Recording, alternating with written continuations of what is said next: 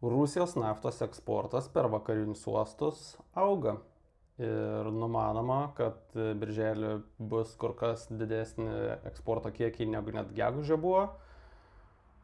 Ir aš šiandien pabandysiu paaiškinti, kodėl tai nėra taip blogai, kaip atrodo. Nes paprastai, jeigu skaitysit kokį nors straipsnį ir tikriausiai bus skambi antraštė, Rusijos naftos eksportas auga ir tada dar kokiam nors komentarė, kas nors pakomentuos, koks nors tebnie vatnikas, kad va čia rusai laikosi kuo puikiausiai naftą pardavinėja, visi perka, niekad jos nenumarinsit. Ir tai, bet čia yra visiškai klaidingas mąstymas ir supratimas apie tai, kaip Rusija uždirbo pinigus. Tai va nuo to ir pradėsime, kaip čia taip yra, kad tas naftos eksportas auga, bet tai nebūtinai yra gerai.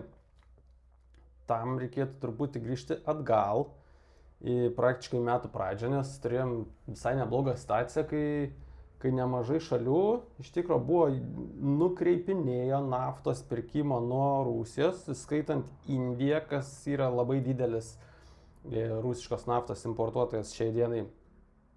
Indai jau buvo truputį diversifikavę savo naftos pirkimo kelius ir daug buvo pradėję pirkti iš arabų, bet nutiko Irano karas ir Indijai teko grįžti prie rusiškos naftos.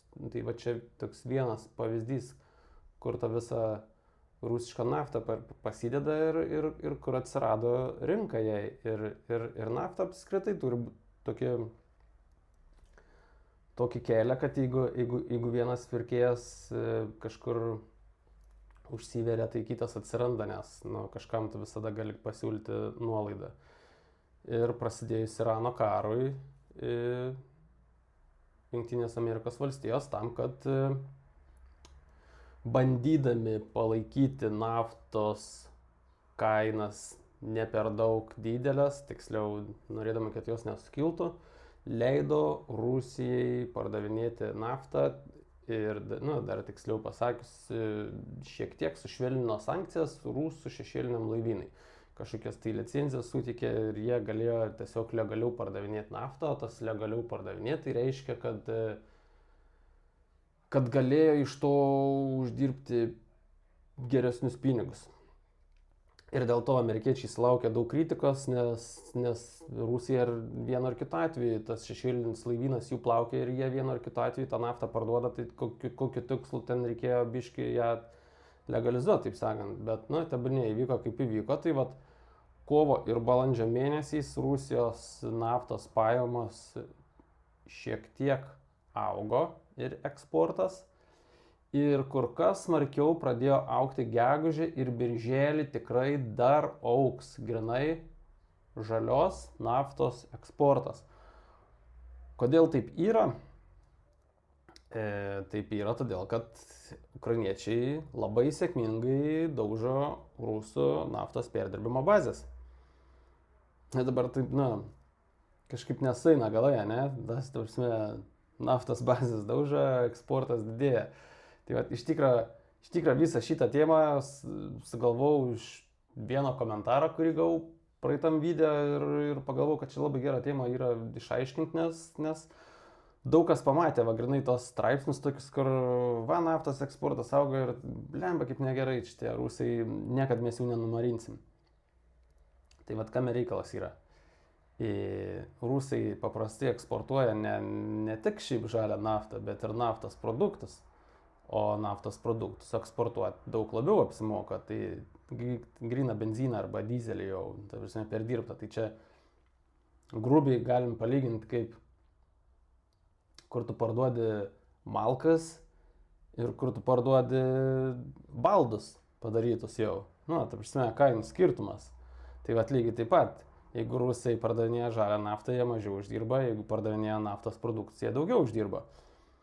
Tai vat kame reikalas, kadangi Rusijai šiuo metu ukrainiečiai tikrai stambiai apdaužė tos naftos perdirbimo bazės ir Rusijai yra didžiulė kuro krizė, tai jie neturi benzino, jie netgi patys turės pirkti benziną, kas jiem kainuos. Bet tai nereiškia, kad jie neturi naftos. Ir ta nafta, kuri, tarkim, iš gręžinių būdavo nukreipiama į perdirbimo bazės, dabar nukreipiama tiesiai į uostus. Ir gaunasi toksai momentas, kur, tarkim, čia visiškai grubų palyginimą padarysiu, bet labai gerai suprasti. Įsivaizduokit, kad 50/50 seniau. Rusai eksportuoja žalią naftą 50% ir 50% naftos produktų.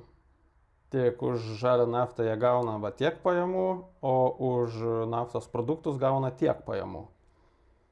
Tai šiuo metu naftos produktų jie nebegali pardavinėti. Jie tiesiog visą 100% praktiškai paleidžia žalią naftą eksportui. Ir tai reiškia, kad jie tiek ir uždirba. Jie nebeuždirba to daugiau, kur už naftos produktus uždirba. Ne, jie daugiau naftos eksportuoja, bet pilnumoje uždirba mažiau. Kitas dalykas yra, kadangi Hormūzo sąsiauris, kažkiek jau veikia, naftos rinka biškiai įsidrasino ir naftos kainos pakrito. Tai reiškia, rusai uždirba dar mažiau. O su rusiška nafta ir ypatingai šešėliniu laivynu yra toks reikalas, kad jie norėdami, kad pirktų iš jų, nes tai yra kaip ir nelegali nafta, nes birželio mėnesį amerikiečiai jau grąžino pilnai sankcijas į seną būseną, tai rusai nuo tos pakritusios naftos kainos turi dar nuolaidas daryti. Ir galiausiai dar turim svertinti tai, kad rusai patys turės pirkti benziną iš užsienio. Tai jau tas pelnas susėda tenai ir tada dar pridedam infliaciją ir visas tas didelis burbulas, kur rusai eksportuoja daugiau naftos, tiesiog susivalgo, nes daugiau eksportuojamos naftos nereiškia, kad jie daugiau uždirba. Jie uždirbdavo daugiau, kai galėdavo naftos produktus eksportuoti. Tai todėl ukrainiečiam labai apsimoka daužyti naftos perdirbimo bazės. Nes naftos išgavimo telkinius išdaužyti yra labai sunku, nes tada reikėtų praktiškai kiekvienam gręžiniui po droną skirti, o tų gręžinių yra šimtai ir ten juos visus išsprogdinti yra gan sudėtinga misija, sakyčiau, būtų. O kaip bebūtų gaila, kad ir ukrainiečiai atakuoja rusų uostus rusai atsistato gan greitai.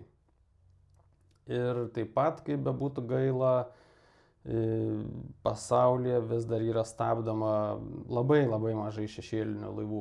Tai iš visų, kurie praplaukia ten, tarkim, Baltijos jūrą, procentas, gal 2% tik yra stabdomi iš tų visų laivų.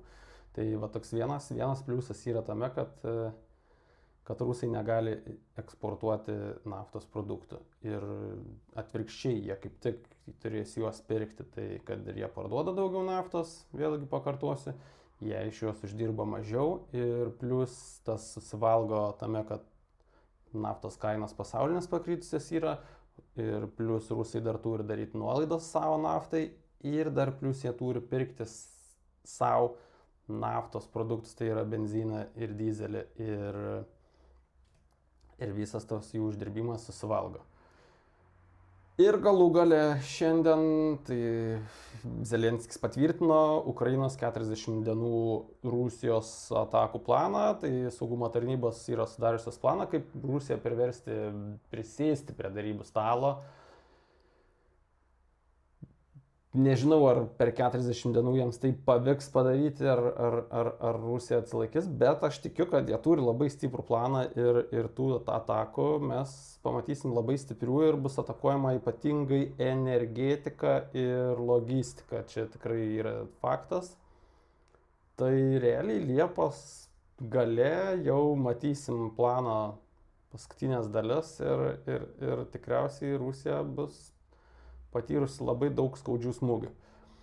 Tai tam kartui toks paaiškinimas apie naftos eksportą ir jeigu pamatysit netyčia kažkokį baisų straipsnį, kur Rusija labai daug uždirba, tai žinosit, kad Rusija tiek daug neuždirba, kiek yra piešiama. Tuo tarpu galite paspausti laiką, galite prisijungti prie kanalo ir daug visokių įdomių paaiškinimų dar pabandysiu jums pateikti. Iki.